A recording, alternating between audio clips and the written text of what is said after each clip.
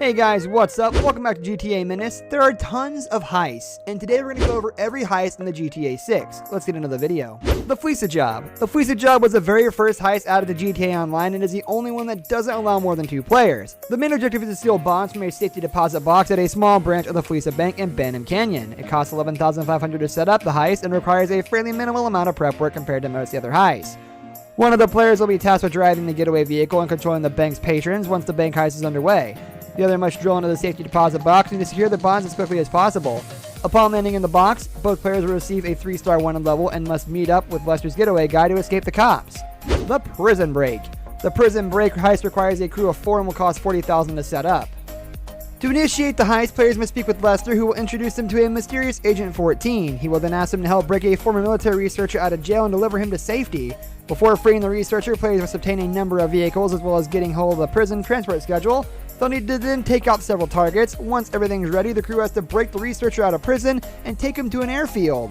After losing the cops and arriving at the drop zone, he'll take control of the plane and the crew will parachute to safety. Number 10, the Humane Labs Raid. The Humane Labs Raid is another heist given to the player by Agent 14. He'll ask the player to infiltrate the Humane Labs and research facility to find evidence of nerve agents or other biological weapons. The heist requires a crew of 4 players and costs $54,000 to set up. As part of the preparation for the raid, the crew will need to require an EMP, a Valkyrie helicopter, and the key codes for the lab. Once these things have been acquired, the crew will split into ground and air teams. The ground team must break into the lab and obtain the data while the air team protects them from above. Series A funding. Series A funding is a little different from the game's other heists. Rather than the target being stolen during the finale, the drugs that Trevor has asked us for are instead acquired during the setup phase of the heist. Players will need a crew of 4 and $40,400 in order to set up everything. There are 5 setup stages, each of which will require stealing a different type of illegal drug. For the heist finale, the crew must take the stolen drugs to Trevor while fighting out some of the gangs from whom they were stolen. After meeting Trevor at a lighthouse, his buyer turns out to be an undercover agent, although the lovable psychopath is able to escape and the crew still gets paid. The Pacific Standard. The Pacific Standard is the last heist that offers an easy difficulty setting and is by far the most profitable in the heist update. It's also the most expensive to initiate, though, with a hefty $100,000 setup cost. As well as the money, players will need a crew of 4 in order to get the ball rolling. Lester wants the crew to rob the main branch of the Pacific Standard Bank in downtown Vinewood. Due to the size of the bank, there's a lot of setup work involved with numerous vehicles required for the task finale. Once everything's ready, the crew must fight their way down to the vault and complete a special hacking minigame. After escaping with the cash, there's then an incredibly elaborate escape sequence.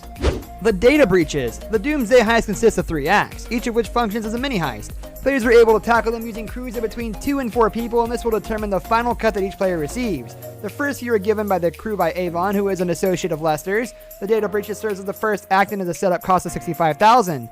In the finale, the crew must head to the IAA base and fight off a unit of Merryweather security agents as they fight their way through the base that will eventually arrive at the war room, and from there they can control the turrets. After getting down more Merryweather agents, a cutscene will play out and the heist will end. The Bogdan Problem. The second of the Doomsday heists requires a lot more prep work and $95,000 to set up. Thankfully though, the finale is fairly straightforward, especially for those in the air. The crew will split into 2 teams, with one taking the water in a submersible car and the other plotting a military aircraft in the skies above. The air team need only fight off any incoming planes or choppers, and the other must gain access to the submarine. After tracking down the target, it becomes apparent that Avon is not being completely honest with the crew. The self-destruct sequence activates, and along with the target, the crew must escape before it explodes. From here, they must fight off the incoming forces while flying to safety. The Doomsday Scenario. The Doomsday Scenario serves as a narrative climax for the Doomsday Heist and requires the crew to take out Avon. It costs $120,000 to set up and is by far the most challenging. Players can either choose to tackle the mission using an ATV or a tank, with the player who paid to set up the heist receiving the value of the other. The crew must head to a secret tunnel within Mount Chiliad and fight their way through Avon's army. Eventually, Avon's AI network, Clifford, begins the launch sequence for a missile destined to destroy Los Santos. Lester is able to trick it in opening the blast doors, and the crew must complete a hacking minigame in order to disarm the missile.